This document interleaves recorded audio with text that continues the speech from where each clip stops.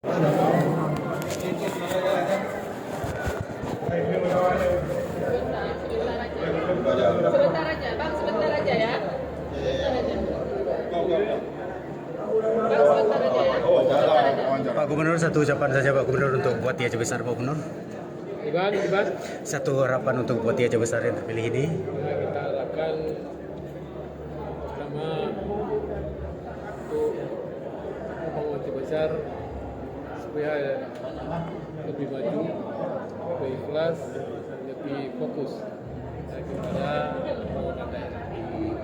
Baik. Ada harapan juga tadi di DPRK untuk pembangunan gedung DPRK yang baru atau Kita bangunan lain. usahakan, karena kita kemarin berpusat dan motong anggaran kita. Jadi coba kita usahakan dulu kalian. Kalau kemungkinan ya kita berbuat.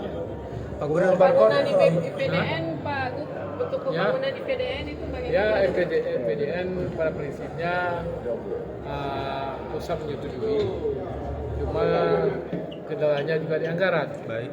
Karena kata Pak Tito, kita lihat dulu anggaran, kalau memang apa dibuat lah. Baik. Seperti itu jawabannya. Baik. Terima kasih ya. Terima kasih ya.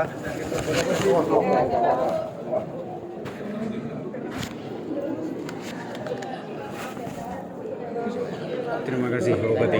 Terima kasih. Terima